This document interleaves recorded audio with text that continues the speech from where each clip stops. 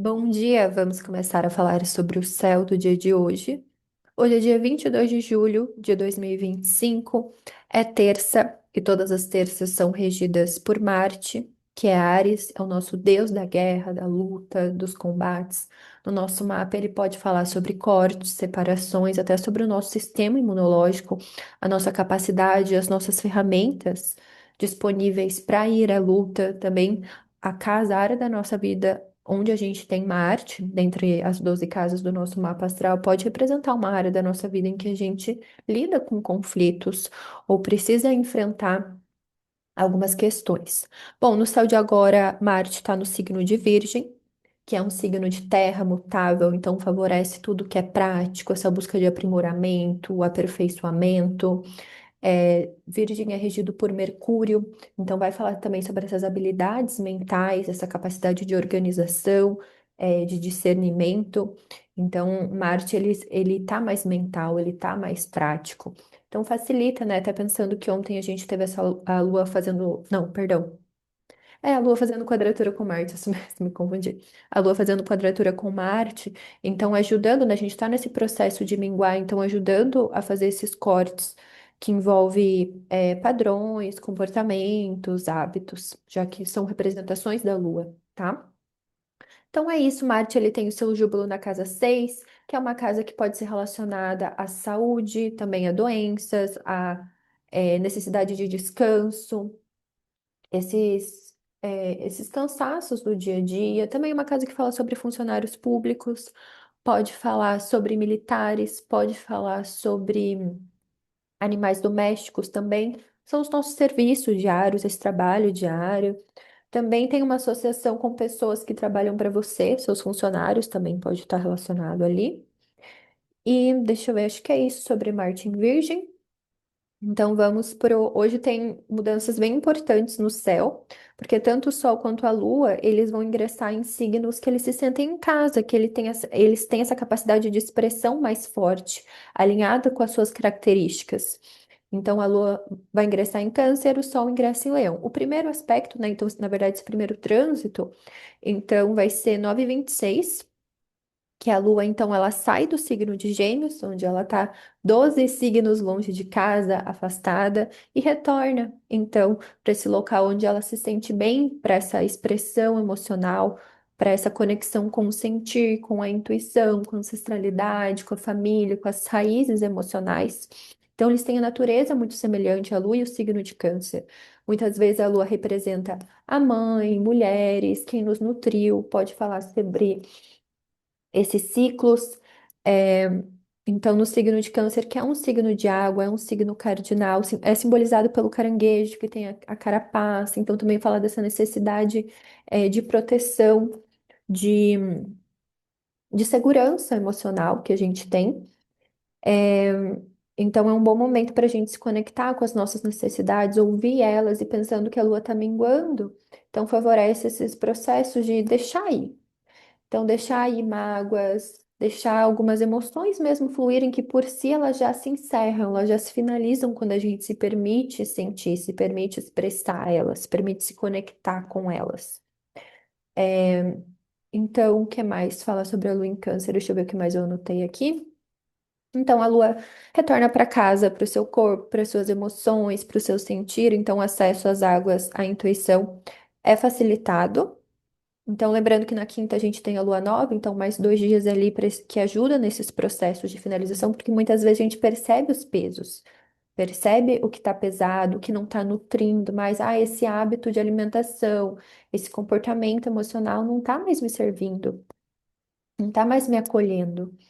Então, penso que traz reflexões nesse sentido, bom para desapegos. Acho que é isso. Tinha mais alguma coisa que eu queria mencionar sobre a lua em Câncer? Acho que era isso, qualquer coisa eu vou lembrando depois. E aí, 10h29, o Sol ele vai sair de Câncer e ingressa no signo de Leão. Então, ele retorna ali para o seu templo, ele retorna para suas melhores roupas, né? Isso que eu estava pensando na Lua em Câncer, que muitas vezes eu sempre trago essa visão da gente pensar, muitas vezes o planeta como um personagem, né? Então, a lua muitas vezes a gente pode simbolizar a vida doméstica, a mãe. Então, a lua em câncer seria a gente em casa com roupa de ficar em casa, entende? Então, o sol em leão seria o rei com as melhores roupas para reinar, para ter autoridade, para ter governo, tá? Então, voltando aqui para o sol para a saída do sol em câncer, ingresso do sol em leão. Então, essa retomada do reino, do trono, é uma retomada, né, pensando nas características do Sol e do signo de Leão, do nosso foco, do nosso centro, da nossa consciência, dessa autoridade sobre nós mesmas. Então, o momento da gente trazer essa presença, essa energia criativa para os nossos dias.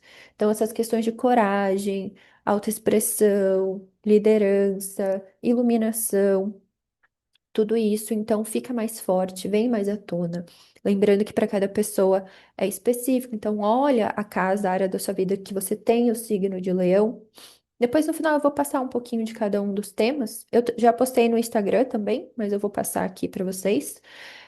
Mas olhar, então, né, todo mundo tem todos os signos. Então, você tem o signo de Leão em alguma das 12 casas, regendo alguma dessas áreas da sua vida. E então, agora é o momento que essa área vai ser focada. É o momento de você iluminar essa área. E pensar que a gente ilumina olhando para a sombra. A gente não ilumina é, a partir do nada. A luz, ela vem da gente olhar mesmo para o escuro, olhar para o sombrio, olhar para o que não é visto, né? E pensando nas sombras, é muitas vezes aquilo que a gente esconde de nós mesmas, que a gente não quer ver.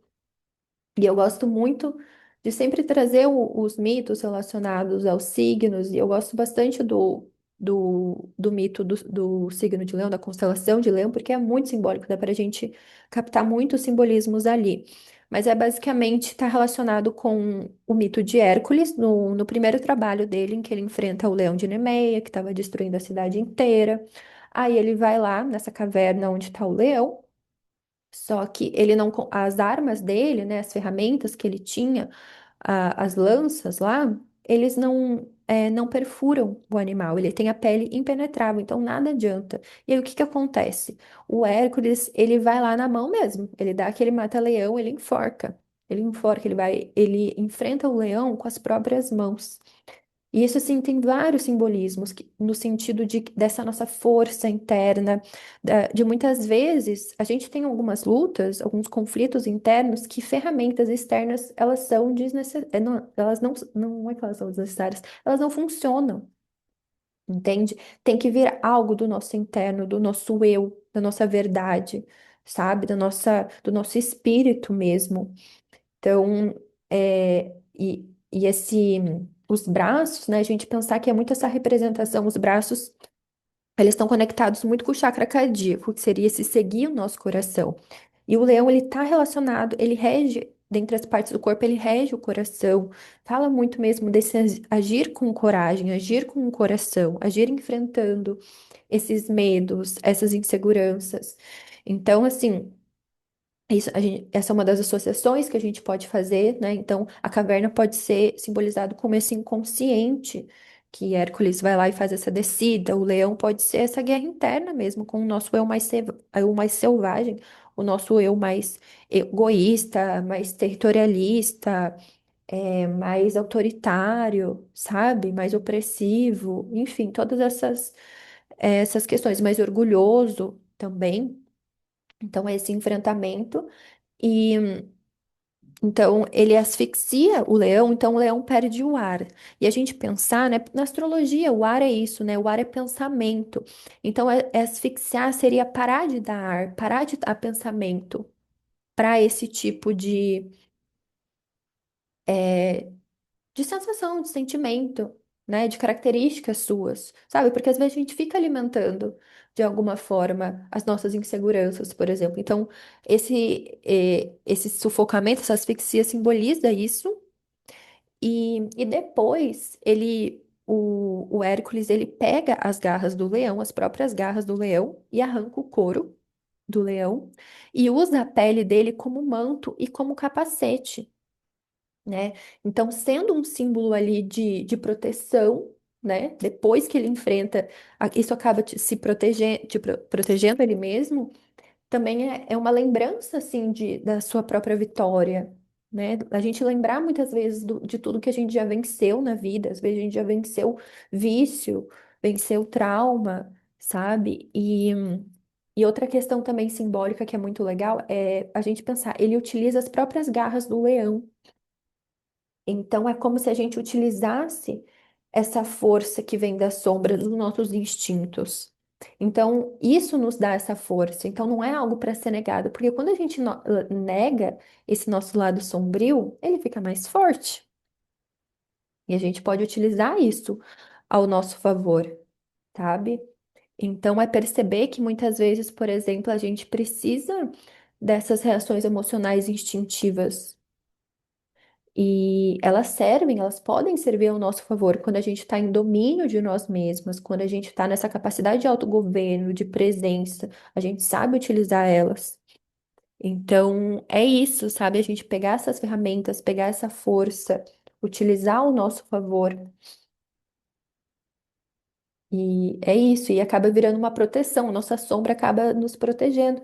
Porque, por exemplo, se você sabe que você tem essa capacidade de, sei lá, de agressão, você tem que reconhecer, não, eu posso ser uma pessoa violenta, eu posso ser agressiva, só que eu posso escolher o momento que eu uso isso, o momento que eu preciso usar isso, porque senão alguém vem, sei lá, um animal vem em cima de você, ou mesmo uma pessoa, você não se defende, porque você não reconhece essa capacidade de agressão que você tem, entende? Então eu acho que é reconhecer e saber que tem momentos que às vezes isso é necessário. Senão a gente perde a nossa força de vida, a nossa vitalidade. A carta Força do Tarô demonstra muito isso. Muitas vezes é a carta do tarô, a força, mostra uma mulher domando um leão. Uma mulher ali canalizando a energia do leão, direcionando. Ela não tá ali é, enforcando, ela não tá ali repreendendo, ela não tá ali colocando uma gaiola. Ela tá ali direcionando. Suavemente, ela direciona para onde ela quer que vá essa força. No tarô mitológico, que é o tarô da Liz Green, que é a criadora do Astro.com, a carta da força é realmente relacionada com Hércules.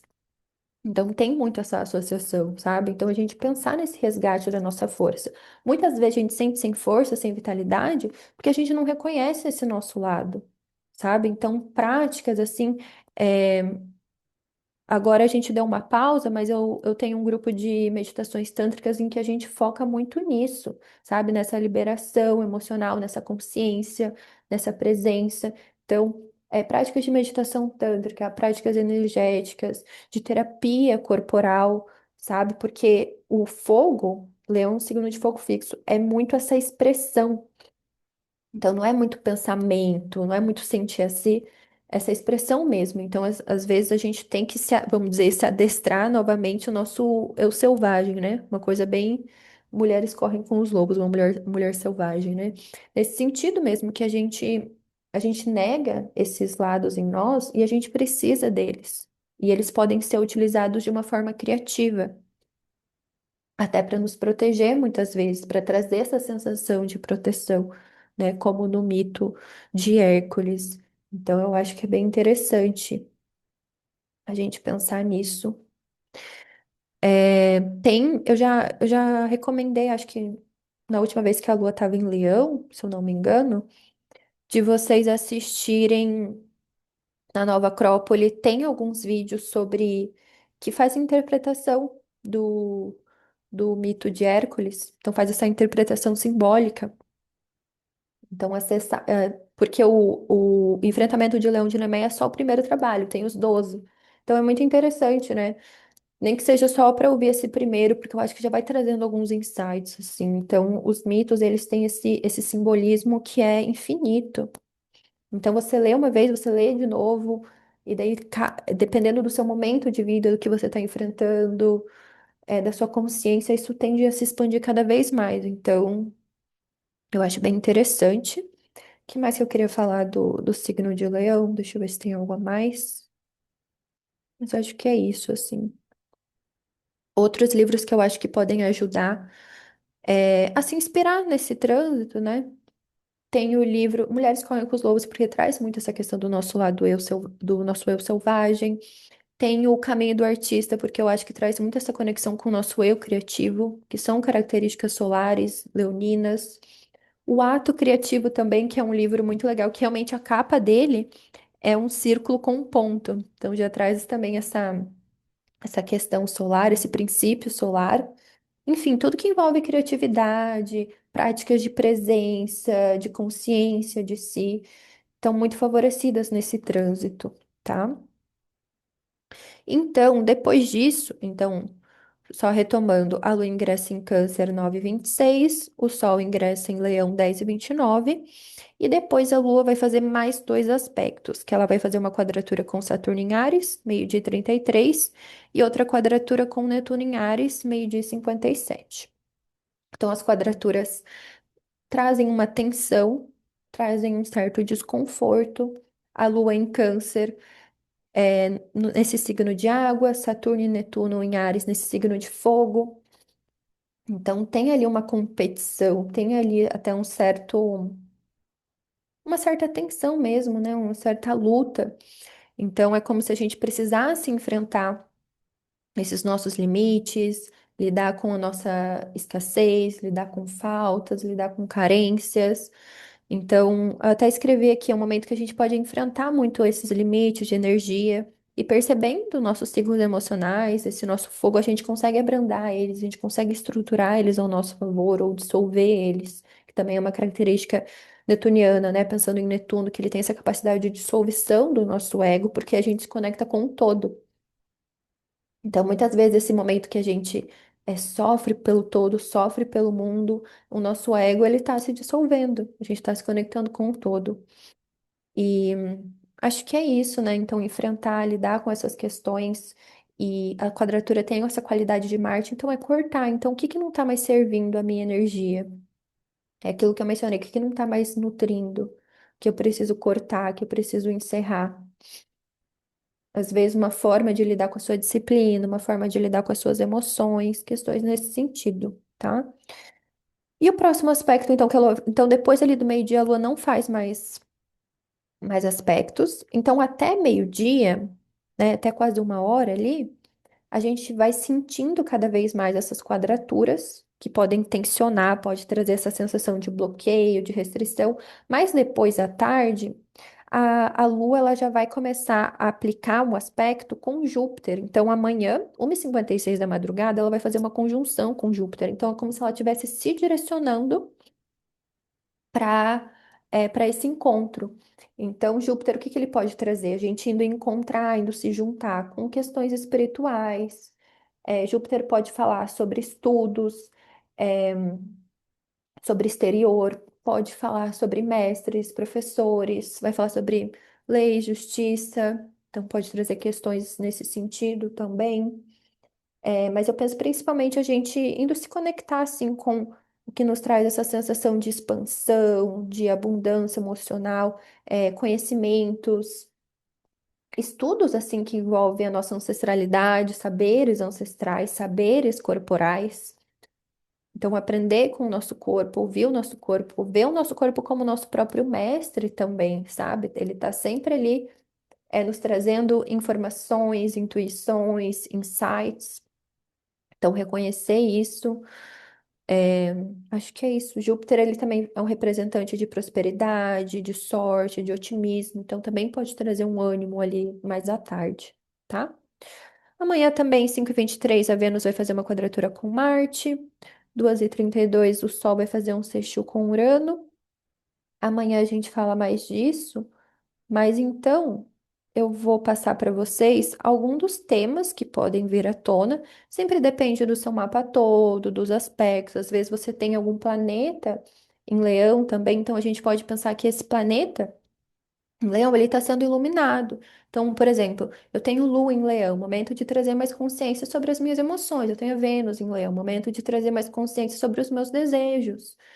É, Marte, mais consciência sobre a minha ação, meus impulsos. Júpiter, a minha capacidade de expansão, de prosperidade, por aí vai. Mercúrio, comunicação, expressão. Mas pensando nas casas, é sempre mais interessante, então, a gente olhar pelo ascendente, que daí a gente consegue saber a casa e a gente consegue saber os temas, tá? Então a gente consegue entender mais sobre a área. Então, para quem tem ascendente em Leão, o Sol em Leão atravessa a casa um. Então, é o momento de trazer esse foco, essa busca de consciência, de iluminação para as questões corporais, de saúde física, vitalidade, para suas motivações, né? Tudo que envolve essa estrutura física. Para quem tem ascendente em Virgem, o Sol em Leão transita então pela casa 12. Então, trazer consciência para as questões de saúde mental, necessidade de retiro, isolamento, perceber esses padrões de autossabotagem, de procrastinação. Para quem tem ascendente em Libra, Sol em Leão transita pela casa 11, então, o momento ali de trazer essa consciência para projetos, esperanças de vida, associações, coletivos, clubes, grupos, amizades, pode falar até sobre partidos políticos, se abrir também para receber apoios. Também a casa 11 também vai falar sobre isso, apoios, padrinhos, fala até sobre salário também. Para quem tem ascendente escorpião, então, o Sol em Leão atravessa a casa 10, então, é o momento de trazer essa consciência, essa iluminação, esse foco para sua carreira, trabalho, vida profissional, vida pública, visibilidade pública, sua fama, feitos, honras. Para quem tem ascendente Sagitário, então o Sol em Leão ilumina, ele traz esse foco para os temas da casa 9, que envolve espiritualidade, estudos acadêmicos, né, conhecimentos superiores, propósito, verdade, as suas crenças, tudo que é estrangeiro, também fala sobre peregrinações.